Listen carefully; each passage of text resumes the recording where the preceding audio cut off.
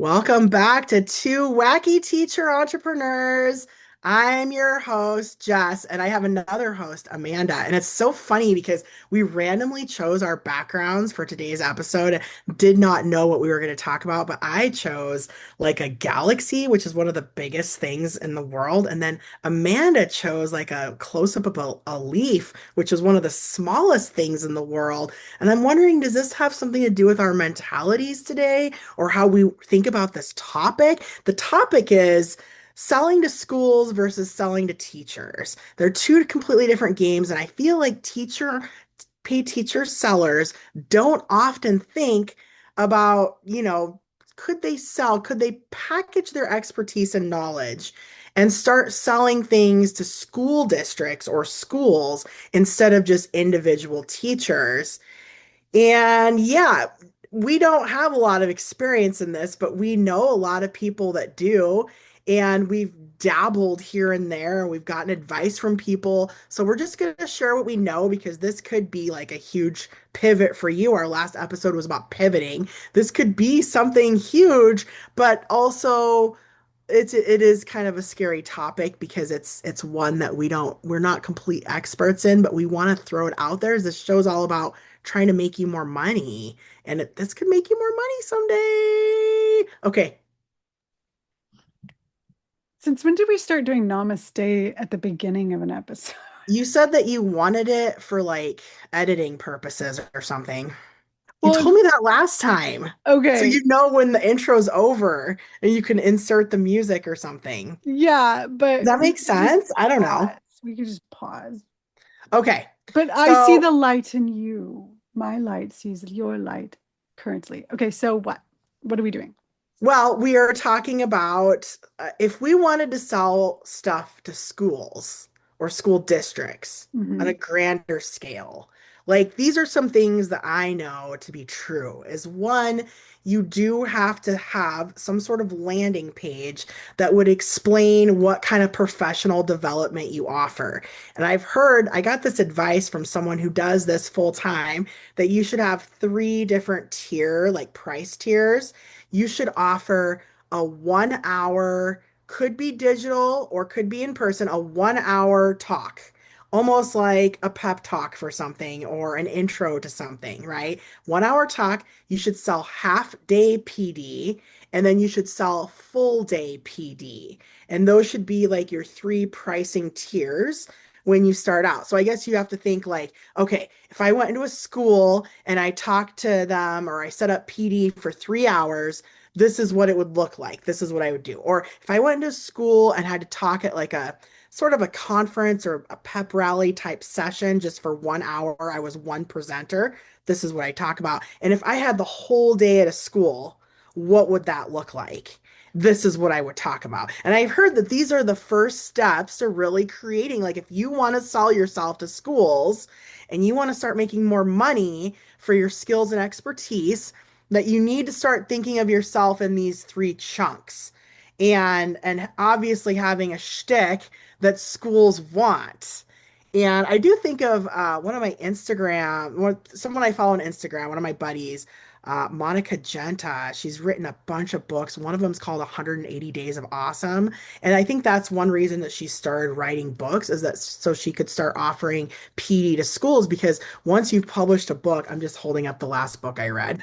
It's a sci-fi book, Station 11. Anyway, once you start writing books and you're a published author, even if you're self-publishing, which I believe she does, then that really gives you that sort of expertise, like that you have something published that you could then talk about that or at least use that as a credential. It's almost seen like a degree nowadays. Like, hey, I've written A, B, and C books. I can bring some of them with me, and I have PD on these three areas. Here's my menu of choices. What do you think? And I think the worst part of going to schools, I mean, especially if you don't like talking in front of lots of people, obviously you wouldn't want to do this. But I've heard that so the worst part is like the billing is kind of yucky. Like you need to do like PO numbers and district contracts, and you don't necessarily get paid right away, you know? Like you don't.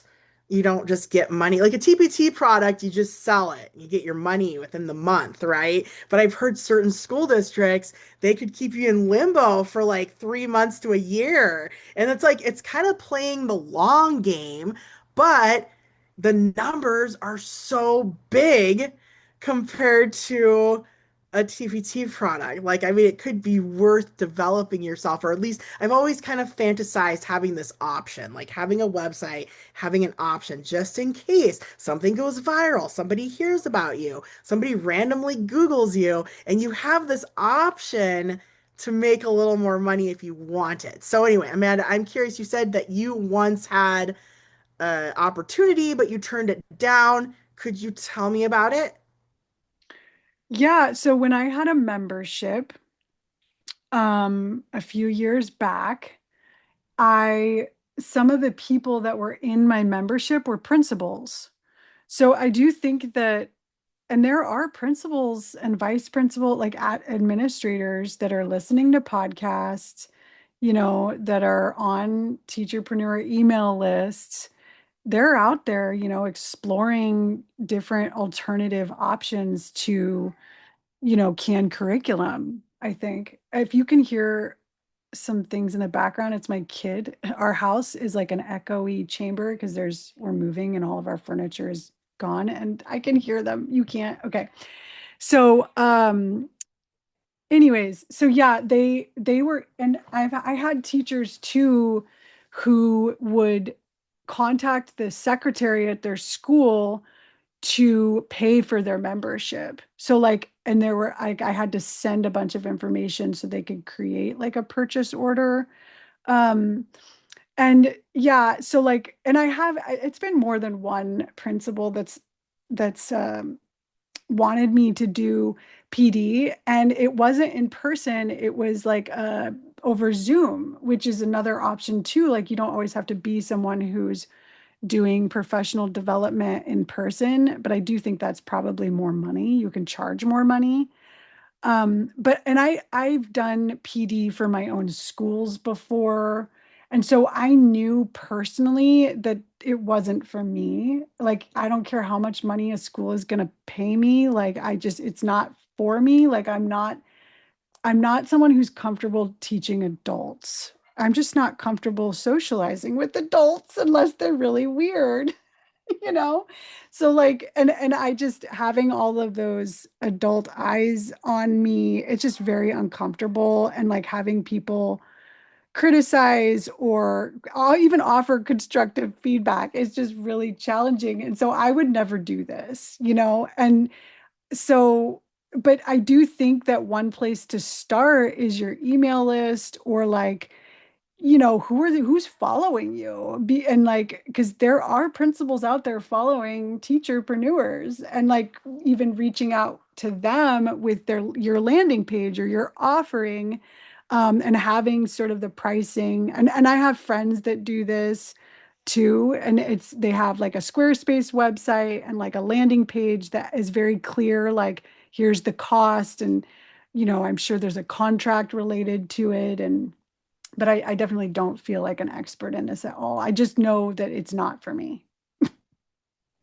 Well, I would do it in a heartbeat. I would love to do it, but it is really hard being a full-time teacher and trying to do these things. I'd have to have the opportunity to leave the classroom and sort of work on something like that. And I just have never had that opportunity. Like, I need my teacher income, and there's just not a lot. Like, it's really hard to be a teacher and do this. And I told you about my pal Monica Genta. She is a full-time teacher and does do this, but I think she works for like a rural school district, and they know she's written all these books, and they know she's really great. So they're willing to give her the time off, but it is harder. It just depends where you work. If you are a teacher listening to this, but I know a lot of our listeners are probably not in the classroom anymore. That's why I'm kind of throwing it out as an idea, because I think it's kind of cool. I wanted to throw out some numbers. I saw this number on Reddit earlier this week, and I mean, not like Reddit is that credible of a source, but there's this big teacher conference company that does PD and teacher conferences called Get Your Teach On. And somebody said that their school is looking into bringing Get Your Teach On to do PD with them. And I'm assuming this would be a year-long PD. It was $58,000 to work with the school for 1 year, right? Wow. I'm like, $58,000. And that's how much a lot of schools pay for the 7 habits of highly effective kids, teenagers, the whole 7 habits program is about $50,000 for 1 year of PD. And just looking at like what those programs bring, I mean, they bring kind of like a daily structure and they usually bring, 4 to 6 PD days in person and they bring some sort of support. I don't know. I mean, you look at the price and like what you bring to the table, and it seems like, the companies are really they're making a killing off of doing these things. And I'm not saying that it's not worth it, right? Or that they don't change the atmosphere or the climate or the culture. I'm just saying that like as a teacher entrepreneur listening to this right now, I would just be like, oh, is there something that maybe I could start like baby stepping my way into? If you do like talking in front of adults, getting critical feedback, teachers are horrible audience members. They're like the Yeah. worst students. So like, do you like that? I personally do like it, but I mean, I'm in the classroom. That's too hard for me to try to, do that right now in my life. Would I try it out someday? Most definitely. Do I think about it in my head? I'm thinking about our listeners out there who have left the classroom. I bet we have some stay-at-home parents and some entrepreneurs that do this or maybe people that want to leave the classroom and like how do you pivot your way over. Now I follow this lady on Instagram and I don't know if this is her specialty anymore, but her name is Jen Manley Consulting. And for a while, she was selling courses on how to do it. Like, this is how you would get a school contract. And she used to show her checks from schools. And she'd be gone a day and she'd pull out a $10,000 check and say, this was my work this week, Wow. $10,000, which is like, that's some big bucks there. And Yeah. so that's why I'm throwing it out there to just like keep your mind open that maybe it's something that you would be into, really depending on your personality type, your life situation. Me and Amanda aren't really doing it right now, but we do know successful teacher entrepreneurs and entrepreneurs that work with schools. And I mean, there is money out there, even though this is a really bad year for education and consulting. What I've learned in this whole entrepreneur world and business in general, as I do have a finance degree, is that when the economy is down and budgets are down, that's a time for you to be creative and get prepared for when the economy goes back up. So, like right now, teachers are getting cut, budgets are being slashed, PDs getting cut. A lot of people are doing this right now and they're struggling. They've had to go back to teaching or find other careers. But now is the time, if you're interested in doing something, to build something because you need time to build the website, build the landing pages, the email list, build this persona or whatever you want, write the book. I mean, when the economy is down and you can't make any money, it's time to work on yourself and be prepared for when it goes back up and there is money out there to make. Just like buy low, sell high. Like all those analysts are saying stocks are going to crash really low pretty soon. It's the time to buy stocks when they crash, right? That's the time to swoop them up, not when they're super high. And like I see the education field like that right now. Like this is the time to hunker down and get really professional about your little niche and do all the creation steps that I mean there's a lot of work behind the scenes that they don't make you money right away but they help like pave the way towards making money like building websites, writing, collaborating, creating content, videos, products. That's all stuff you do for free. That's all labor, but that labor pays off when there is money out there. That's my little pep talk for today. What do you think about that? You're getting me really excited because there was something you said about a whole year, and I think that teacherpreneurs out there that have a whole year offering, like a whole year product, I think that's why the principal wanted me to do PD because they had signed up them and a couple of teachers for my membership, which was a whole year long package curriculum. And every month was, a different theme involving reading and writing. And if you have a whole year long curriculum, I feel like this is sort of a natural, even if you don't want to travel all over, the US or wherever you're living, you can do this through Zoom, PD through Zoom. And I even have had curriculum companies when I taught ELD, like train us on their curriculum. This is like big shot people, right? Like that have millions of dollars of school tax money and they were on Zoom. Like they were teaching us on Zoom. They weren't in person. And so even these big name companies, curriculum companies are doing PD via Zoom. Why not teacherpreneurs? And especially if you have a year-long offering already created, and we were talking about in our last episode how important it is to figure out what can AI not do. AI cannot replicate you exactly, like in your personality and the human touch. And so I do think that this is sort of a natural sort of place that teacherpreneurs might kind of fit into is providing, yeah, coaching or PD to entire schools. Yeah. So you got me kind of excited, Jess, honestly. Yeah, you know what I was just thinking about for you, and this doesn't have much to do with our show topic, but I'm going Yeah. to say it anyway, is I know that like one thing that has invigorated you about your business is like you kind of discovered these tools and processes to get kids excited about writing.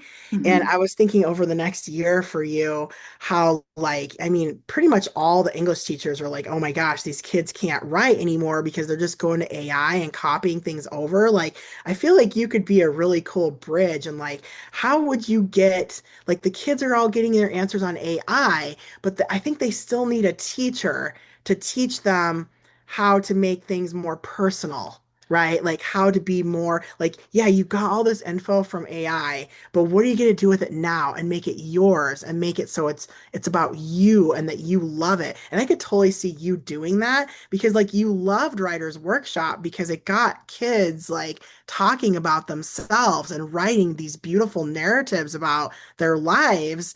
And it's just something that AI can't really replace is like your expertise in that. And I could see you going on Zoom calls when you're in Uruguay, because Amanda's moving to Uruguay soon, in case you haven't picked that up yet. I could see you getting on a Zoom call and talking to teachers, like ELA teachers, like, hey, listen, I know, like the kids are using AI. Like, here's what we could do to help them find their personal voice still. Like, how do you find your personal voice when these AI, has taken over? Like, what do you like? I feel like you have ideas stored inside of you that would help staff to understand that since you tried AI out in your own classroom, you've done podcasts on this topic. I mean, I think there's things inside of you that you could do something like on Zoom, of course, as you're going to be far away, but you could probably make money on. I'm just Yeah. throwing it out there. No, I love that. And that also brings up this other kind of approach, which is coaching individual teachers. But what I really would love to do someday is, and I like create some sort of tool for teachers to use to give to their administrator to pay for it. Because I don't like charging teachers and having them pay me out of their own pocket. I don't, it just, I know that that happens and that teachers are constantly spending their own money, but I really want to, if I did build a landing page and I did start coaching individual teachers, I did this with my membership too. Like I would provide them with a one pager that explained everything I was offering that they could hand to their administrator to try to get their school to pay for it. So maybe we should do an episode about what would be on a web one pager if you were trying to get a school to pay for your curriculum, not individual teachers. I feel like I that's a would love to natural. hear what you had to say about that because I think you Yeah. know a lot about one pagers. I'll go look it up. Let's do our next episode on it. Okay, this sounds Okay. good. Okay. Namaste.